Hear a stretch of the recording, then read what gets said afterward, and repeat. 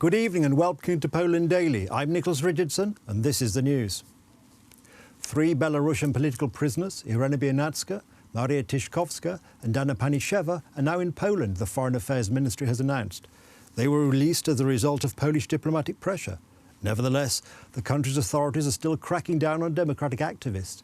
Political prisoner Sciapan Łatypau attempted to commit suicide in court by stabbing a pen to his neck. He was taken to hospital unconscious. 3 out of 5 activists from the Polish minority in Belarus were released from custody and taken to the no man's land between Belarus and Poland today.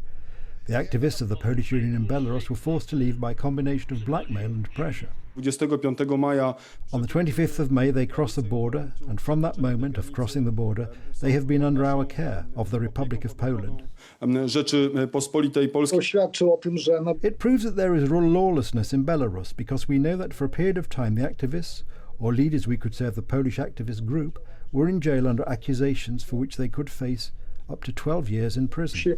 According to the Belarusian KGB, the women crossed the border illegally and therefore could not return. The security services, however, ignore the fact that it was the KGB itself that deported them. The journalist Andrzej Poczobut, who has clearly stated that he does not want to leave, remains in prison. We don't often realise what kind of conditions can be found in Belarusian prisons. Belarusian prison is not simply doing your time, it's torture, extreme conditions, isolation, eavesdropping, blackmail and a ban on communicating with legal representation. Belarusian citizens have a very limited opportunity to express their views freely. Students involved in pro-democracy activities are sentenced to up to 4 years imprisonment. Often tragic events occur.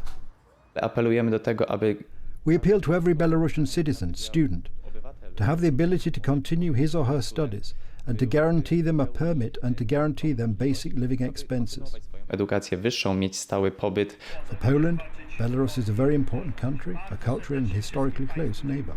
At present, in this period of intensifying repression by the Lukashenko regime, Europe is attempting solidarity with Belarusian society, which today badly needs support in order to be able to create, from the foundations, a state of law and freedom after its democratic transformation. NATO wants to see sanctions fully implemented against Belarus following the forced landing of a flight in May in order to arrest a journalist. Secretary-General Jens Stoltenberg said some NATO members were looking at taking further action on the issue. NATO's 30 allies released a 2-paragraph statement on Wednesday condemning the forcing down of a Ryanair flight to arrest journalist Roman Protasevich, but did not include any punitive steps that Baltic members of the alliance and Poland had pressed for. In order to prepare for the NATO summit on the 14th of June, ministers addressed a range of issues including Afghanistan, Belarus, Russia and China, and overall the need for NATO to adapt to a new era of growing global competition. Secretary-General Jens Stoltenberg said.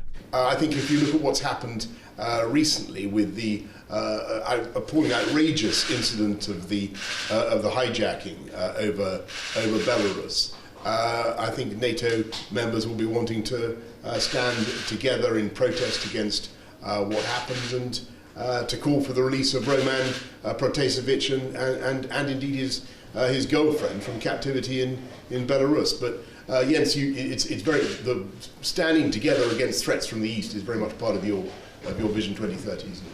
And of course, I totally agree with you, Boris, that it is absolutely unacceptable what Belarus did, the forced landing of a civilian aircraft on its way from one NATO capital, Athens, to another NATO capital, Vilnius. And we call on the immediate release of those arrested and also for an independent, impartial international investigation. And I welcome sanctions imposed by the United Kingdom and other NATO allies and the EU as a clear message and sending a message that it has consequences when the regime in Minsk behaved the way they did. UK Prime Minister Boris Johnson, meeting Stoltenberg, stressed the need for unity among the members of the alliance. The Ministry of Health has reported 664 new coronavirus infections from nearly 60,000 tests performed. A further 128 people have died. The low number of infections from a relatively large number of tests shows that this phase of the coronavirus pandemic is in decline. The Polish government is lifting more restrictions, including the reopening of children's indoor playgrounds and returning to normal, not the online alternatives that had become usual under lockdown. Some restrictions on numbers in some settings will, however, still have to be observed. From 6th of June, indoor playgrounds for children will be open, but with a limit of one person per 15 square metres. More people will be able to use public transport.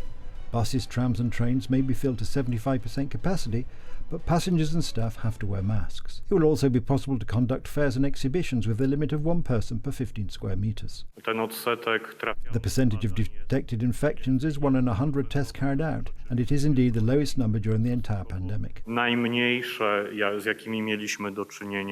From June the 6th, the limit of people at weddings will increase to 100 people. We are very pleased with this big leap, which increases our possibilities, especially since vaccinated people do not count towards this limit. This allows us to organise larger events. The restrictions in Poland are milder than in other European countries. The epidemiological situation in Germany has improved significantly. Accordingly, the federal government has decided to relax the restrictions. The authorities did so after a series of violent protests. 9 people from the Czech Republic, Romania, Slovakia, Ukraine and Hungary who offered to aid Polish citizens in the 20th century were decorated by President Andrzej Duda with the Virtus et Fraternitas medals.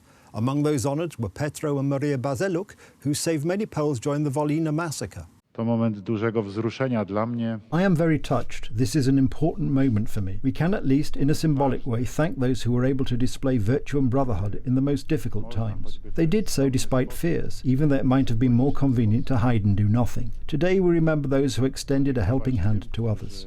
Umieli okazać cnotę i braterstwo w najtrudniejszych czasach. W mroku wojen, ludobójstwa, czystek etnicznych działali ludzie. In the darkness of war, genocide and ethnic cleansing, there were people who could stand up to the evil and contempt, and stand up for human life and dignity, stand up for core values. Taking the risk of helping Polish citizens, they put into practice the moral imperative of loving their neighbour. The attitude and action of helpers are an example for us all that we should follow in our individual and collective lives. Remember her. Remember her. Polskim wcielali w życie moralny imperatyw miłości bliźniego swego. That's the news. Thank you for watching. Stay with us for the weather, Poland Daily Business and more programmes. But from me, it's have a good night and a better tomorrow.